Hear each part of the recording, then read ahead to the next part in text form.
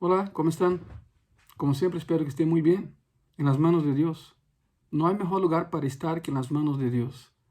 En ese periodo de conflictos y pandemia, no hay mejor lugar para estar que en las manos de Dios.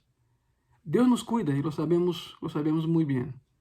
Pero a veces por no entender lo que Dios está haciendo o no lograr entender nuestra posición en el mundo, entramos en conflicto y provocamos conflictos. Acuérdate nada más, una persona herida hiere a personas. Una persona lastimada lastima a personas.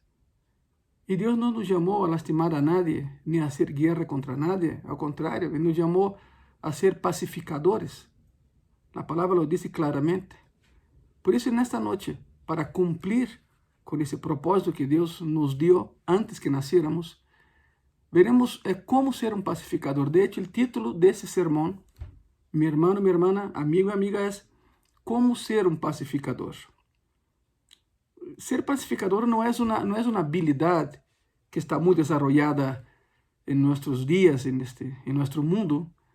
Pero la buena noticia es que es una habilidad que se puede aprender. Podemos aprender a ser pacificadores.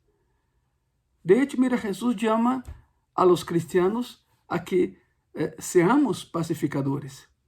Mateo capítulo 5, versículo 9, la Biblia dice así: bienaventurados los pacificadores, ahí está la palabra, bienaventurados los pacificadores, porque ellos serán llamados hijos de Dios. Más claro, imposible, ¿no? Los hijos de Dios pacificamos, no peleamos. Por lo tanto, el llamado que tenemos como hijos de Dios es ser pacificadores. Nuestra tendencia natural, según nuestra naturaleza caída, es odiar a nuestros enemigos o al menos evitarlos, pase lo que pase. Pero si evitas el conflicto, tu vida no será nada buena. Vas a evitar lo que a veces es inevitable. Jesús nos llama a estándares más elevados que eso. No es evitar el conflicto, es saber lidiar con el conflicto.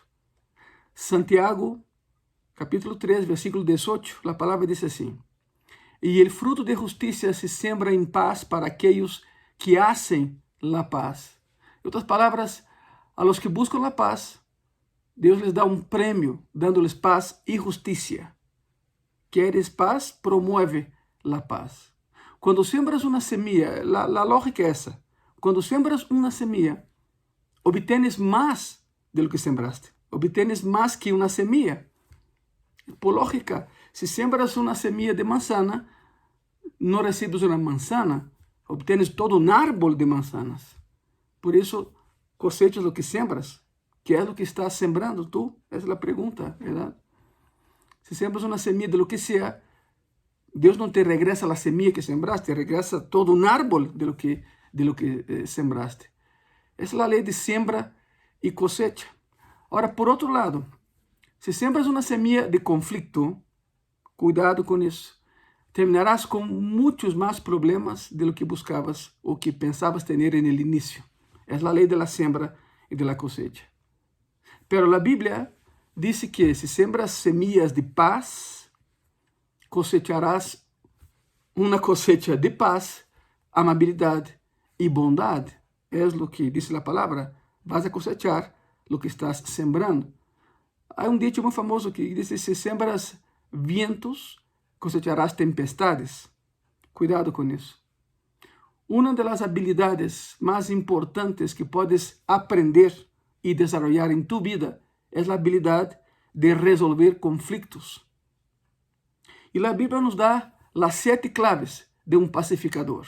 Ya vimos que como hijos de Dios somos llamados a ser pacificadores, no problemáticos. Por lo tanto, lo que veremos en esta noche son las 7 claves bíblicas, claro, para ser un pacificador como hijos de Dios que somos. Espero que tengas ya tu papel ahí, tu pluma, tu Biblia. Vamos a aprender en esta noche cómo ser un pacificador según el estándar bíblico que Dios nos da. Número 1, son 7 claves. Clave número 1, toma la iniciativa. Es esto, toma la iniciativa. No espere a que la persona venga a ti. Toma la iniciativa. invita a esa persona, no sé, a tomar un café, a platicar. Quizás diga no, pero espera un poco y insiste. Llama a esa persona a salir de ese ambiente conflictivo y arréglate con ella. Jesús tomó la iniciativa de mostrarnos misericordia. Ele mostrou misericordia. Romanos 5:8 dice así: mas Deus mostra su amor para con nosotros en que, sendo aún pecadores, Cristo murió por nosotros. Cuando éramos pecadores, Él tomó la iniciativa de salvarnos. Romanos 5:10 dice así: porque si siendo inimigos fuimos reconciliados con Dios por la muerte de su Hijo, mucho más estando reconciliados, seremos salvos por su vida. Una porción bíblica que dice así: si te acercas al altar para orar y ahí te acuerdas que alguien tiene algo contra ti, levántate, busca a la persona y arréglate con ella y entonces regresa a orar. El pasaje es tremendo porque el pasaje no dice espere que el otro te busque, no. El pasaje bíblico dice tú levántate y busca a la persona y haz las paces con ella. Y entonces sí, ven y entrega tu dádiva. En ese caso la dádiva es la oración. Es la oración. Jesús no esperó a que nosotros pidiéramos disculpas por nuestros pecados. Él nunca esperó a que nos sintiéramos mal sobre nuestro comportamiento pecaminoso. Simplesmente Cristo tomó la iniciativa y Él quiere que nosotros hagamos lo mismo que Él. La clave número 1 para ser un pacificador es toma la iniciativa. Pastor Ângelo, es que yo no hice nada, él empezó, no importa quién empezó, lo que importa es quién va a terminar. Es esto. Sé maduro, sé cristiano, sé cristiana. Toma la iniciativa de pacificar esa situación. Clave número 2. Pídele a Dios sabiduría. Pide a Dios sabiduría. Dios siempre está dispuesto a ayudarte cuando estés haciendo lo que Él te diga que haga. O sea, cuando estés en la voluntad de Dios, ¿verdad? Santiago capítulo 1, versículo 5. La palabra dice así: y si alguno de vosotros tiene falta de sabiduría, pídala a Dios, el cual da a todos abundantemente y sin reproche, y le será dada. Pídele a Dios ayuda para decidir el tiempo y el lugar correcto para esa reconciliación, para planear un encuentro de paz. Pídele que te conceda decir las palabras correctas y la forma correcta de decirlas.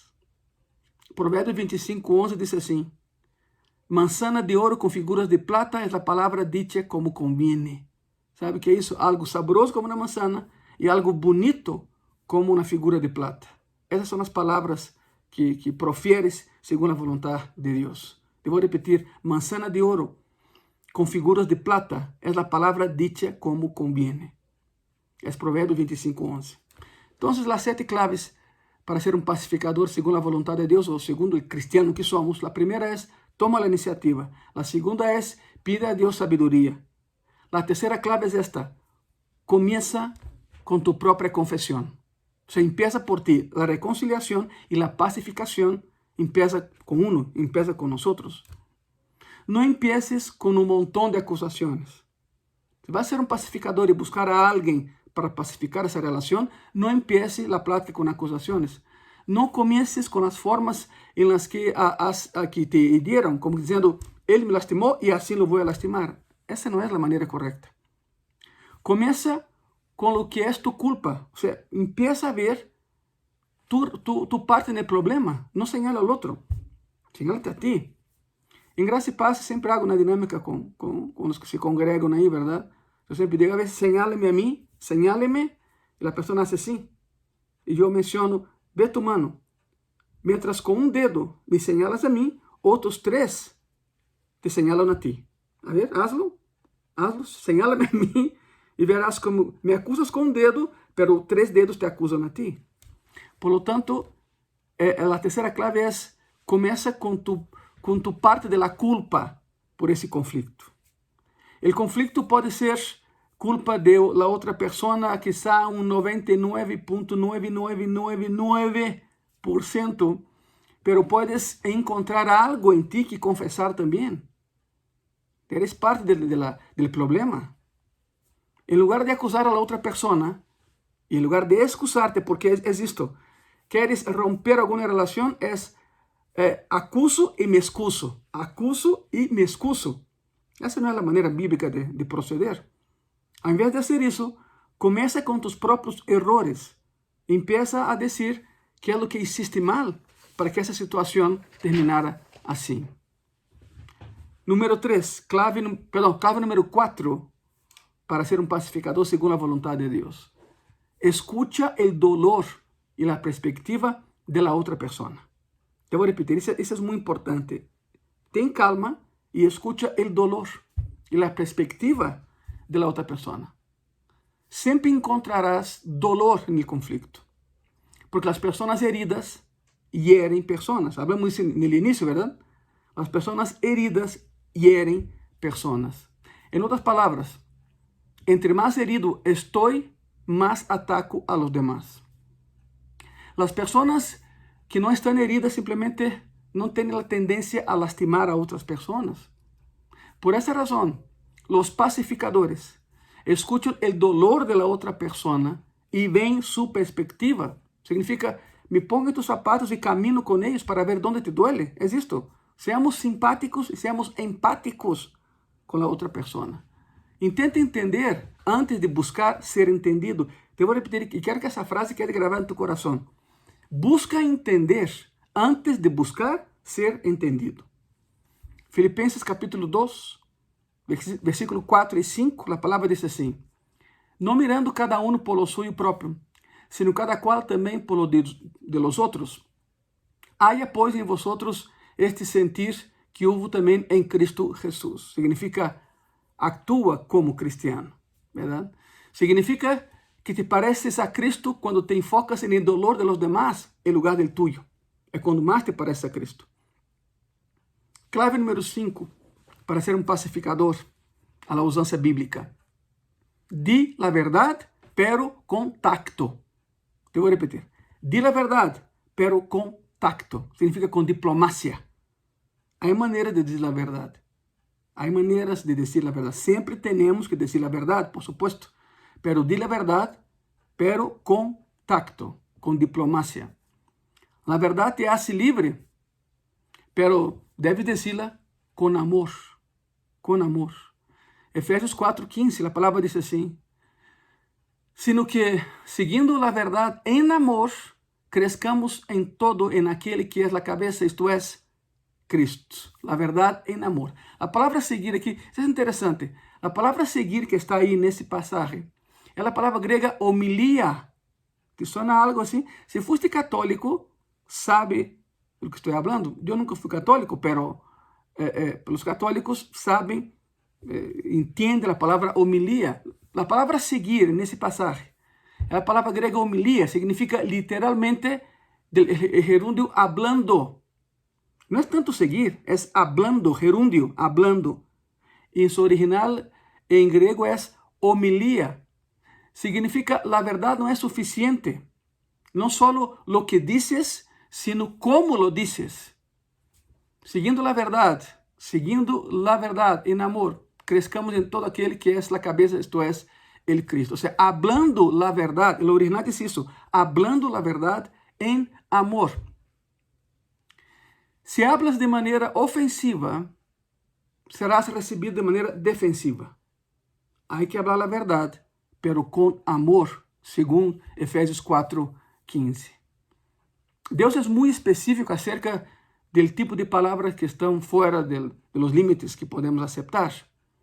Eu tenho um nome para essas palavras, a sigla é PDM, são palavras de destruição massiva, PDM.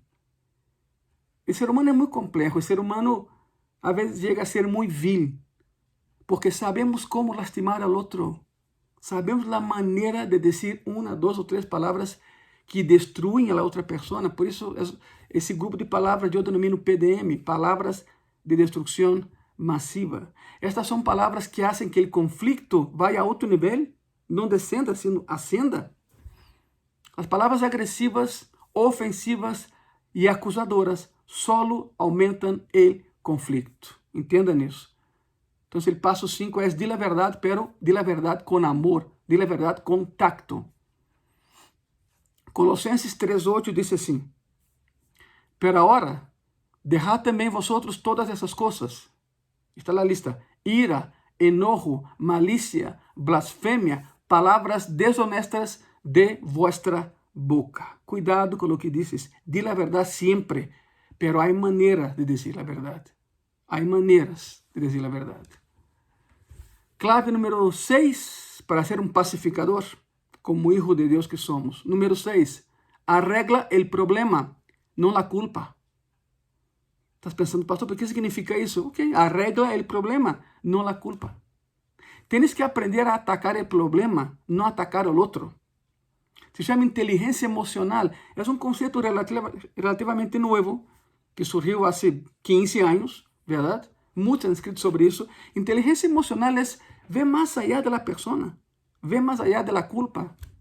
No ataca a la persona, ataca lo que generó ese sentimiento de culpa y rechazo. El juego de acusar y siempre acusar es una pérdida de tiempo. No funciona y no arregla nada, empeora todo. Cada vez que te ocupes tratando de solucionar el problema de la culpabilidad, perdes tiempo y no solucionas el problema de la relación. Quien tiene la culpa no importa quién tiene la culpa, lo que importa es cómo vas a arreglar eso. Por eso el paso número 6, la clave número 6 para ser un pacificador es arregla el problema, no la culpa. Porque muchas veces definimos quién tiene la culpa y qué. ¿Y qué? La situación cómo queda. Y la relación cómo queda. Y número 7, y último paso para ser un pacificador. Enfócate, eso es importante, ponga mucha atención. Enfócate en la reconciliación, no en la resolución. Te lo voy a repetir. Enfócate, por favor, en la reconciliación, no en la resolución. ¿Cuál es la diferencia? Reconciliación significa restaurar la relación. Significa que no te aferras a ninguna herida, que no buscas venganza. Eso es reconciliación. Resolución significa que intentas resolver cada malentendido, pero eso nunca va a suceder, porque todos somos diferentes. Nunca nos vamos a poner de acuerdo con todo. ¿Sabe cuál es la resolución? Es, ok, yo no te veo, tú no me ves, cada quien para su lado y ya está. Pero ese cáncer, entre comillas, va a quedar ahí comiendo tu corazón.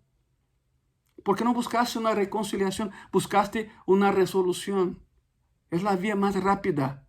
Tú para allá, yo para acá. No nos vemos, estamos en paz. No es cierto. Si no hay una reconciliación, la resolución de nada va a servir. De nada. Cada quien va por su lado, pero el problema va a seguir. El problema va a persistir. Los pacificadores pueden estar en desacuerdo sin ser desagradables. Tiene nombre eso, se llama madurez. Seamos maduros. Podemos estar en desacuerdo de muchas cosas, pero no nos ofendemos. Y no somos desagradables uno con el otro. Nuestro mundo, hermano y hermana, amigo y amiga, nuestro mundo está lleno de conflictos, mucho más ahora, donde las emociones están por todo lado, ¿verdad? Nuestro mundo está lleno de conflictos. Basta leer el periódico y vas a ver ahí puros problemas. No soy pesimista, soy realista. Esa es la verdad. Está en todos lados. Guerras, divisiones, argumentos contrarios, tensión entre personas, tensión entre grupos, tensión entre países, prejuicios, racismo, violencia, tribalismos, cada quien con su tribu, yo para acá, tú para allá, yo aquí, tribalismo y terrorismo. Nuestra civilización ya no es civilizada. Nuestra civilización ya dejó de ser civilizada hace mucho tiempo. Y como consecuencia, tenemos relaciones heridas, vidas heridas y corazones heridos. Porque buscamos una resolución, pero no una reconciliación. Porque no somos maduros. Cristo nos llama, hermano, hermana, amigo y amiga de gracia y paz.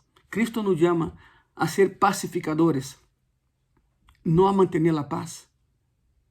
Estás pensando, pastor, pero ¿qué es eso? ¿Qué me estás diciendo? Escucha bien lo que te voy a decir. No me malinterprete. Cristo nos llama a ser pacificadores, no a mantener la paz. Y hay una gran diferencia. Los que mantienen la paz evitan el conflicto y fingen y pretenden que no existe el conflicto. Pero los pacificadores saben que hay un conflicto, resuelven el conflicto y reconcilian relaciones. Esa es la diferencia. Yo te invito a que coloquemos en práctica esas 7 claves para ser pacificadores. Voy a repetir cada una de ellas. ¿Cómo ser pacificadores? Porque la palabra dice, bienaventurados los pacificadores, porque serán llamados hijos de Dios. Como hijos de Dios, como cristianos, debemos ser pacificadores. Y hay 7 claves que podemos aprender. La primera, toma la iniciativa. Número 2, pide a Dios sabiduría. Número 3, comienza contigo, o sea, con tu propia confesión de culpa. Número 4, escucha el dolor y la perspectiva de la otra persona. Número 5, clave número 5, di la verdad, pero con tacto, con diplomacia. Número 6, arregla el problema, no la culpabilidad. Y número 7, enfócate en la reconciliación y no en la resolución. ¿Quedó claro, verdad? Vamos a orar. Cierra tus ojos donde estás. Vamos a pedir la ayuda de Dios para ser pacificadores de verdad. Oremos. Señor Jesús, gracias, Señor, por la tendencia a que nos toma de improviso, Señor, de que tenemos que ir más allá de lo que nosotros pensamos poder llegar algún día. Gracias, Señor, porque si estamos aquí es porque tú quieres que estemos en ese lugar. Gracias, Jesús, por la vida y gracias por enseñarnos a ser reconciliadores y pacificadores. En la cruz, Señor, nos reconciliaste con el Padre. Fuiste el elemento importante y primordial y necesario, Señor, para que el hombre pudiera acercarse otra vez con el Padre Celestial. La reconciliación es esta. Tu palabra nos enseña, Señor, que si no buscamos ser pacificadores y reconciliadores, no somos tus hijos. Pero somos cristianos, somos tus hijos, Señor. Y hoy aprendimos cómo ser pacificadores según tu voluntad, según tu palabra. Ayúdanos, Señor, y te pido, por favor, ayuda a mi hermano, ayuda a mi hermana que me está viendo, Señor, a pasar por alto la ofensa, porque la palabra dice que los sabios lo hacen. Aquel que es sabio pasa por alto la ofensa. Ayúdanos, Señor, a pasar por alto la ofensa y buscar siempre la reconciliación, no tanto la resolución. Gracias. En el nombre de Jesús. Amén. Amén. Si eres de esas personas iracundas, si eres de esas personas que explotan como hoy Express sin válvula de escape, cálmate. Pon en práctica lo que acabamos de ver hoy y te puedo asegurar que Dios te va a ayudar. Gracias. Nos vemos domingo en Gracia y Paz. Que Dios te bendiga.